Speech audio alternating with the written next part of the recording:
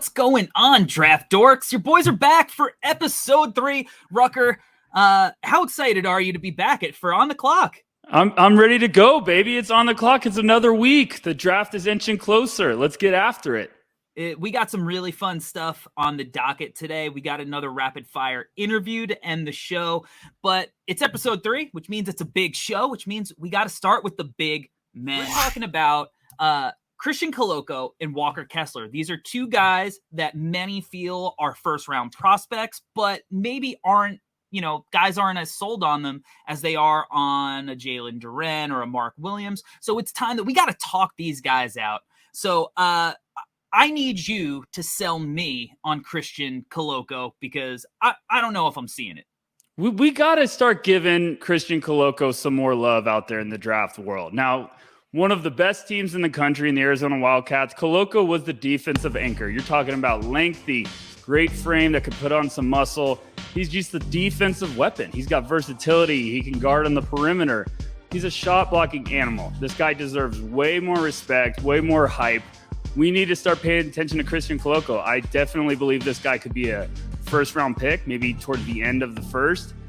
But Koloko knows how to play, and the growth he's taken from his freshman year to now a junior, we need to stop being scared about that upperclassman tag. He's got plenty of upside to his game. I think Koloko is one of the more underrated bigs in this class, Corey, and I need some love for Koloko, okay? He is an animal. Can he set one screen where he opens up correctly? That's all we I'm don't need to worry for. about that right now. He's going to learn about it. Come on now. Upperclassmen teaching them how to screen and roll. Perfect. That's exactly what I'm looking for. Look, here's my thing with Walker Kessler, all right? I was a little bit slow to hop on the bandwagon. He had that, a weird year with North Carolina, and now he's, playing on this Auburn team featuring the potential number 1 pick in Jabari Smith.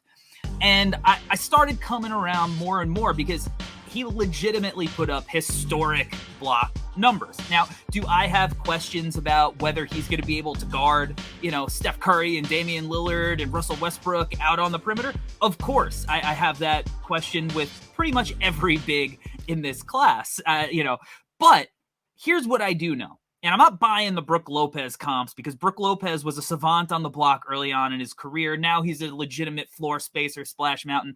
But the shot blocking's real. And I know at least with Walker Kessler, I think I can get 20 minutes a night out of him in the NBA. I don't know how much that's going to, translate to playoff success, but in the regular season, I know he could be a body. With Christian Koloko, is he going to gain weight? Is he going to be able to run a pick and roll? Is the shot going to be there? I know he'll be a dive man. I know he can block shots. How scheme versatile he is, I don't know. I know, though, that Christian Koloko can at least be a major force as a shot blocker. So I'm kind of leaning towards him if we're going for another big man at the end of the first round. This is a segment I am very excited for because I'm never going to give you up. Never going to let you down, baby. We're talking about guys that we are not ready to quit, all right? I have been thinking about this topic for a while because there are guys who came out of the gate with a ton of hype in this draft class and they just didn't live up to it, right? And that happens every year. It's going to happen next year and the year after and the year after that. Who is the one guy that you're just not ready to give up on in this class, Rucker?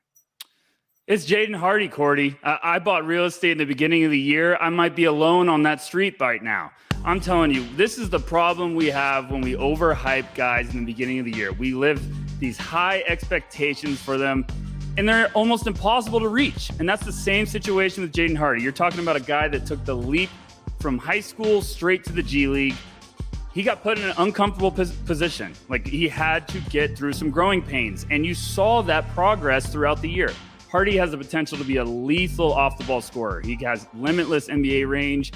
I think we're all fascinating a little bit too much of how it took some time for him to adjust to, being a primary ball handler, making right decisions. Against pros. He had some growing pains. Yes, he had some high turnovers. He had to develop and learn how to run an NBA offense. But Hardy has so much potential. The upside's there. We saw the steps in the right direction throughout the year. I can't give up on him.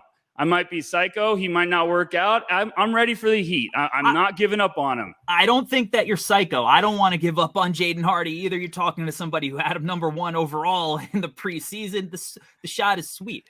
But if we're looking at smooth shot makers, I'm not giving up on Patrick Baldwin Jr. Yes. Because outside of just the smooth shot making, my dude is like 6'10", big. And look, talk about uncomfortable positions. Played for his dad. We don't know why he went and did that. I'm sure there was some pressure. He played in a more featured role that he clearly was not ready for.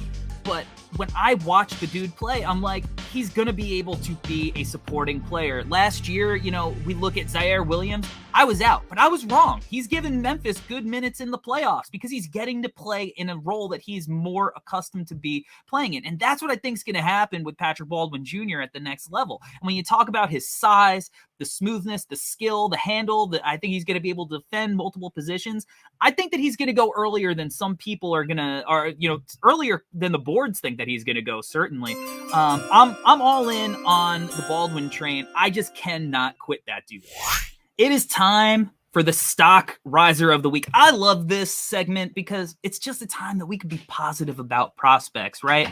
So tell me, who is the Tyler Rucker prospect of the week? I am buying as much stock as I can get on Jayden Williams of Santa Clara. I'm in love, Corey. This is my guy. I've been banging this drum all year long. From the jump, baby. And this is my thing with Jayden Williams. We're talking about a 6'6" guard, shifty, smooth, can score from multiple levels.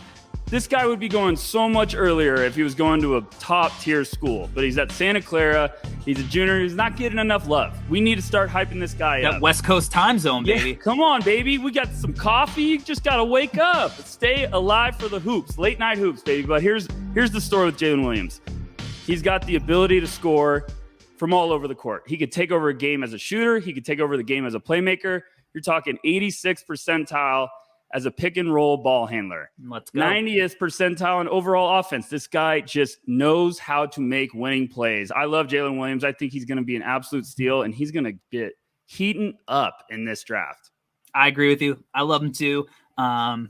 Easily a first-rounder, and I think he's close to a top 20 guy. I'm going with Ryan Rollins. Yes. Like you have been driving the Jayden Williams bandwagon, I've been, full steam ahead with the Rollins train. And we did an episode on this kid on the Draft Act podcast. I love his game. Talk about smooth. I think he's got the best handle in the class. He reminds me of a smaller Brandon Ingram, maybe a Devin Booker. The patience, the poise, the shot making. Again, he played at Toledo. So like Jayden Williams, he doesn't have the eyeballs. But if this kid had the eyeballs on him, we're talking top 20 pick. So I think that when Rollins, he's going to get into workouts, he is going to shoot his way up boards just like Jayden Williams is. I'll tell you what, if I was an agent, I would not want either of those guys to be on my workout day because they have the potential to make guys look silly. All right, we are on the clock with the third episode, so we got to go down the line. That means the team with the third worst record. That means the Pistons of Detroit, baby. So come on, give me your Detroit basketball. Detroit basketball. We were all waiting for it. So tell me, Rucker, Pistons are on the clock. Jabari Smith and Chet Holmgren are no longer available. Who are the Detroit Pistons taking? I think everyone has an idea of what direction I'm going to go, but I'm not. Troy Weaver, he's going to shake things up. We're going to get some firepower in the backcourt. I'm going with Jaden Ivey.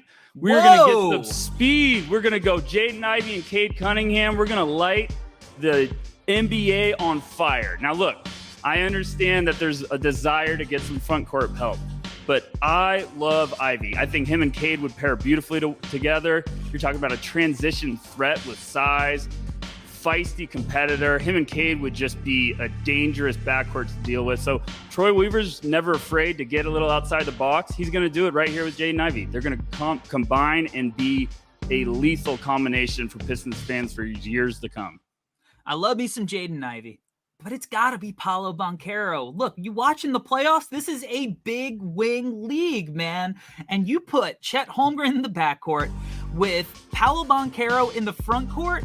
I mean, what more do you want? 6'10", 250, handles the ball like a guard, can score at all three levels, plays defense when he wants to. That's a bit of an issue, but that'll get better. He's young still, he wants to, he doesn't want to be mistaken for Patrick Mahomes anymore. You know what I mean? This dude needs to make a name for himself on both ends of the floor. So I think that if Paolo Banchero lasts until the 3rd pick, the Pistons of Detroit have to get him, man. I mean, Sadiq Bey, they're going to get an asset for Jeremy Grant. I think that it's a no-brainer. I think the Pistons, look, Ivy, Banchero, they're in a good spot either way, but I'm going Paolo Banchero. If anything, for Paolo Banchero fan club, so he doesn't bother us on Twitter anymore. All right, folks, we got another special segment for you to end the show. I recently had the opportunity to sit down with Wake Forest Jake LaRavia for a little rapid fire session, so let's just fire into it. This is Jake LaRavia. All right, what's up? This is On the Clock. I'm here with Jake LaRavia, Wake Forest forward, and we're about to go rapid fire. So, last TV show that you binged? The Office. Let's go. Yeah. For the first time? No. I mean, I've watched that probably 16 times over. Last, or your favorite musical artist? Probably say T-Rex.